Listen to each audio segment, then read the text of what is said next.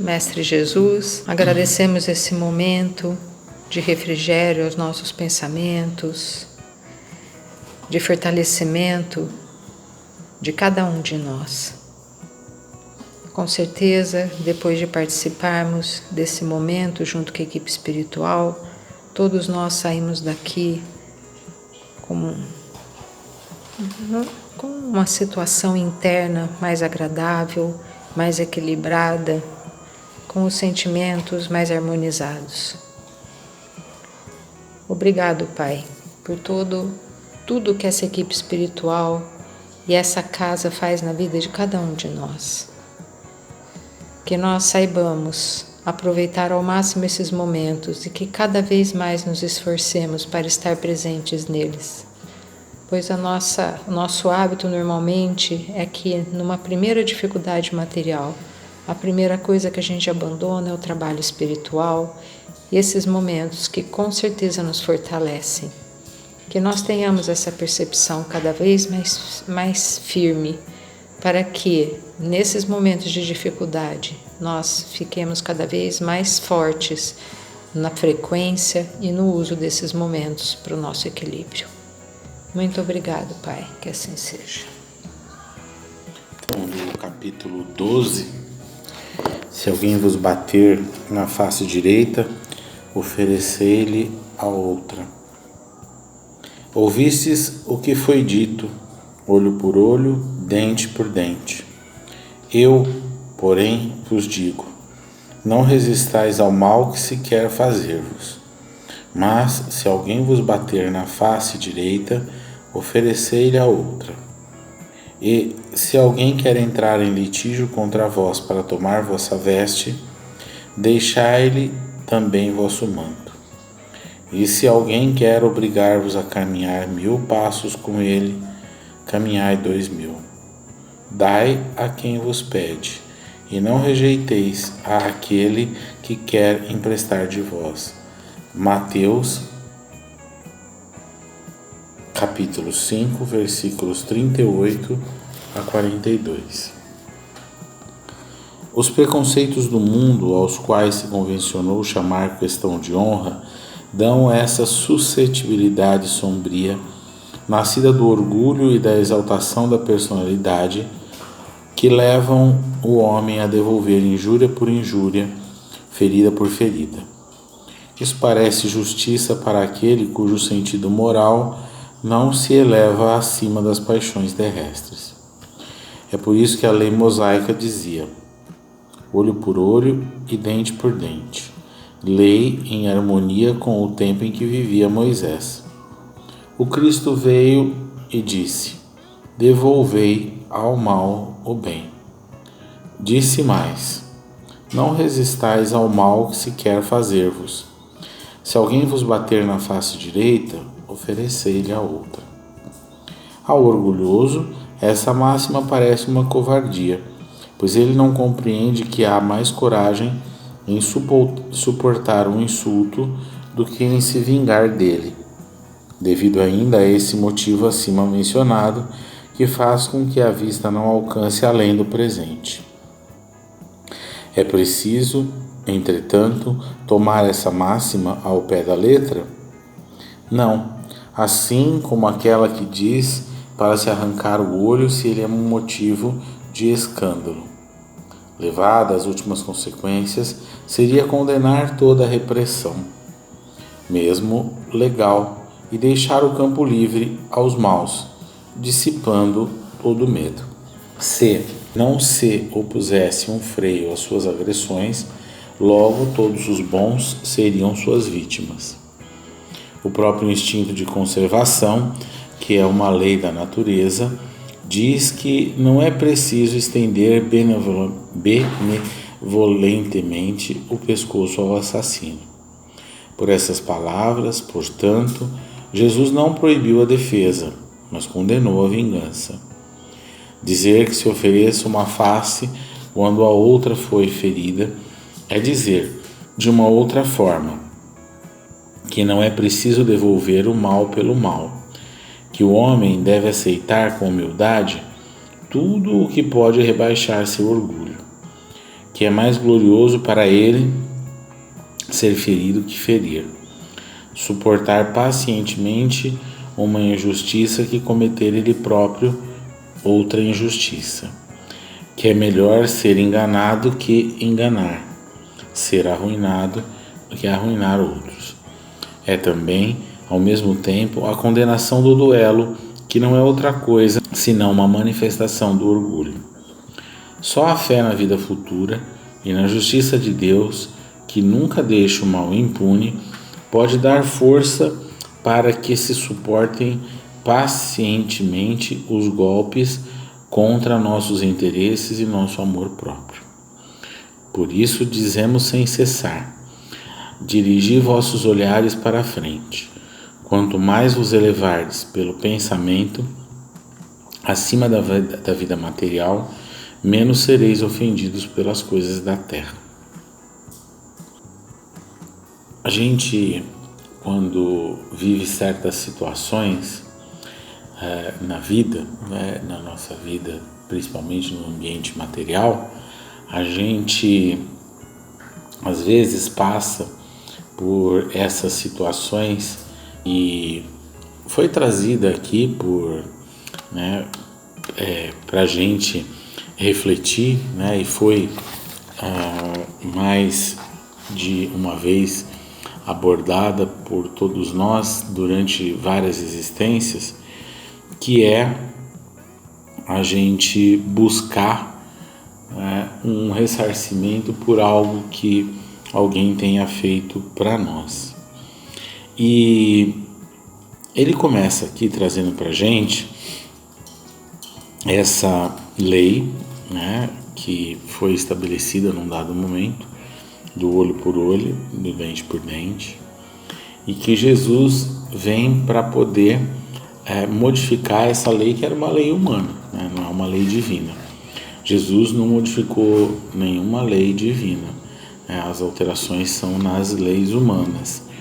E a gente precisa se aprofundar no entendimento das leis divinas para entender esses ajustes que Jesus fez, porque eles são importantes para a gente compreender que às vezes a gente tomba porque a gente não compreende que a ação que nós estamos realizando, seja ela mental ou material, ela está transgredindo uma lei divina, Então,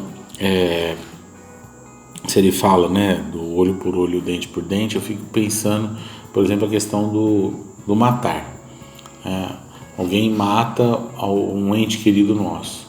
Aí a gente vai lá, usando o olho por olho, dente por dente, e mata aquela criatura. Daqui a pouco não fica mais ninguém no mundo, porque vai ser esse estímulo à vingança, e é isso que Jesus está condenando, que a gente alimente esse sentimento e que deixe ele transbordar.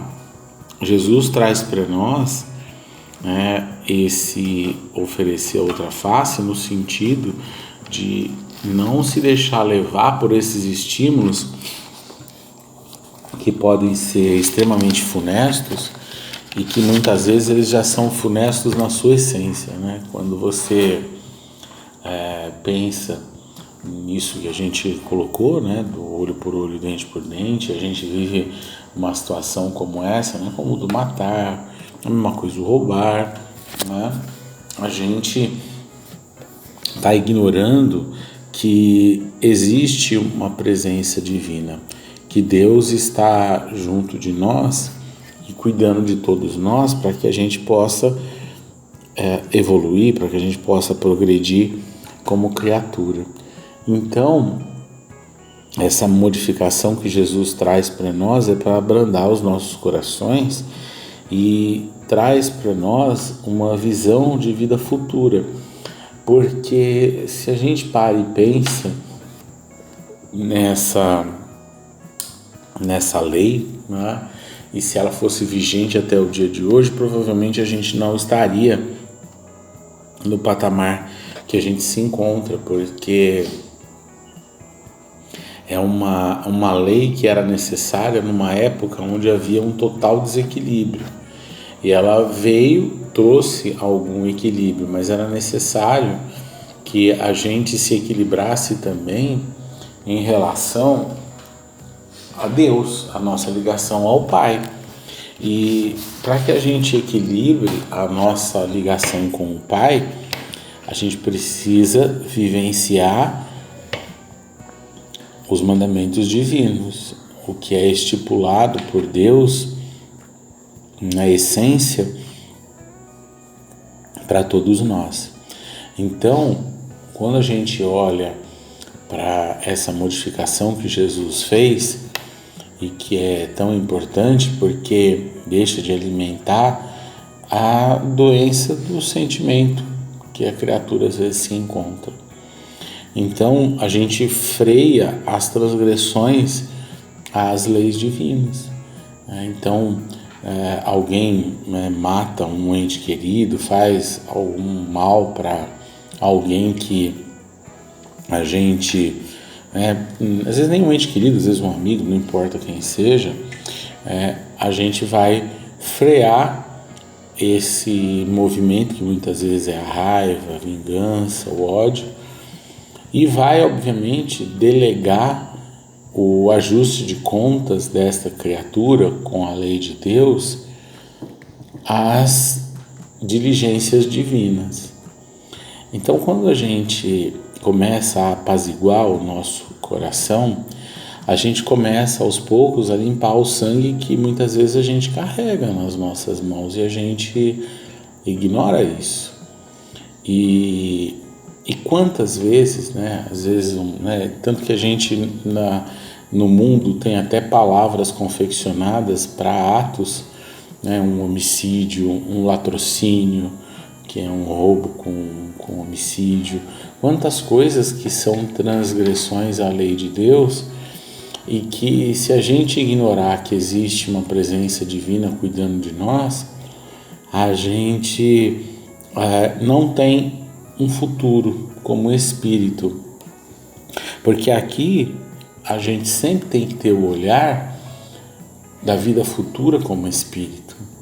Então, muitas vezes a gente pode se sentir injustiçado, pode sentir que não deveria ser desta forma, mas a gente tem que ser sincero com aquilo que a gente conhece, E quando a gente adentra no âmbito da doutrina espírita, uma das primeiras coisas que eu acredito que todos nós passamos a ter conhecimento é que existe uma vida futura.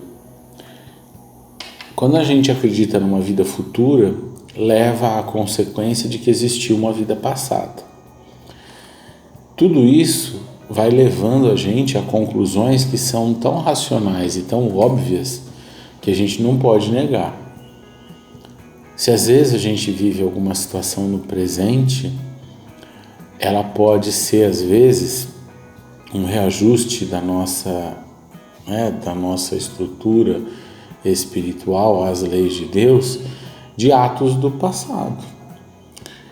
E atos que às vezes a gente ainda permanece fazendo.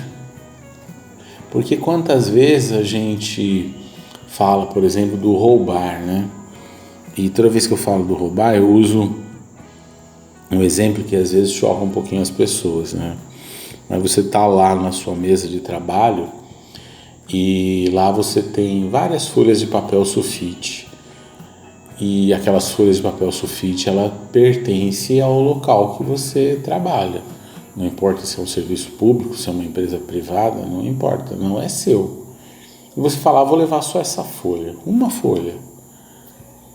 Então a gente continua, muitas vezes, roubando e acha que não está roubando.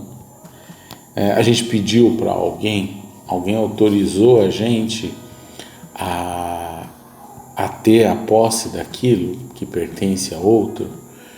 Então a gente vai vendo cada vez mais que a gente transgride as leis divinas muito mais do que às vezes a gente está imaginando.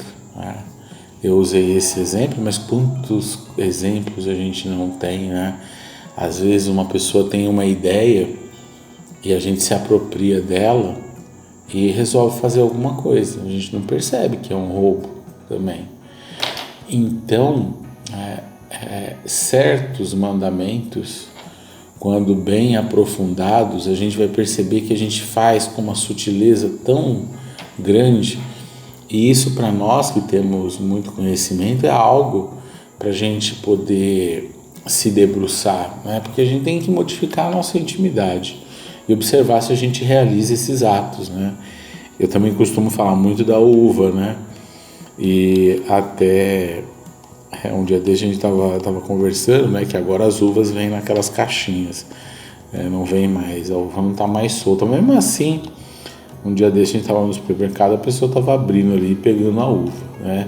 Aí eles colocam aquela etiqueta agora na volta da caixinha. Aí daqui a pouco você vai ter que nem o azeite, né? Que hoje está muito caro atualmente, que ele fica preso numa redoma lá de vidro. Para você pegar, você tem que chamar alguém para poder liberar. Será que a gente vai precisar de restrições para entender o que é o correto e o que é o errado, o que é transgredir a lei e o que não é? A gente muitas vezes se julga nesse direito, né? Porque a gente quer a satisfação das nossas necessidades. Quantas vezes eu já vi também no supermercado, a pessoa está com fome, né? E ela pega e abre alguma coisa e tudo. Até ela abrir um pacote e depois ele passar no caixa e tudo, vamos dizer até que é compreensível. Mas um dia desse, até abrindo um parênteses, eu vi uma pessoa num supermercado pegando uma banana, comendo a banana, e não tinha pesado ainda, não tinha atribuído o preço àquilo. Então a gente vê, né, que às vezes o nosso desejo, essa paixão por atender a nós mesmos, sobrepõe a justeza, e a gente deixa de lado, às vezes, ser correto, e a gente transgride as leis e acha que não está transgredindo, né? A gente acha que é uma obrigação, é um dever do outro me servir, e aí a gente tomba, porque a gente está às vezes tirando algo que pertence a outro, que Deus colocou para o outro poder se desenvolver. Tudo que nós possuímos na matéria não nos pertence. Por mais que seja fruto do trabalho, por mais que seja fruto de qualquer coisa, não nos pertence. E aí a gente não compreende às vezes, né, quando alguém bate na nossa face, que é o que a gente está conversando no dia de hoje. Porque a gente acha que é injusto aquilo. Então, como que a gente vai oferecer outra face se eu acho que é injusto algo, mas eu não compreendo as minhas atitudes como espírito? Então a gente vê, né? Pode até algumas pessoas achar que esse pensamento é um pensamento pueril, mas eu acredito que, como diz os ditados populares, quem é fiel no pouco é fiel no muito. E isso, obviamente, não tem nada a ver com a matéria, porque nós estamos falando de fidelidade a Deus. Então, quando a gente tem fidelidade a Deus, a gente respeita as leis que o Pai estabeleceu para nós e respeita os desígnios divinos. Por isso que talvez seja mais fácil, oferecer essa face quando alguém bate na sua outra face, quando você compreende que você tem necessidade daquilo que você está vivenciando. Porque é o que eu falei, né? Como que a gente pode questionar roubar ou não roubar se a gente também o faz? Então a gente tem que extirpar essas transgressões à lei de Deus das nossas ações, da nossa mente. Porque fazendo isso, a gente vai auxiliar, aquilo que a gente viu um dia desse no Evangelho, a afastar o mal desse orbe, a fazer com que ele não encontre ressonância nas criaturas que aqui estão. Enquanto o mal encontrar ressonância em todos nós, ele permanece. E enquanto a gente não aprender a humildemente oferecer o outra face, sabendo que se alguém bateu na nossa, talvez porque a gente necessite, Enquanto a gente não desenvolver isso, a gente fica preso nesse ciclo constante de provas e expiações, quiçá talvez ir para um lugar mais primitivo para poder atender às nossas necessidades espirituais.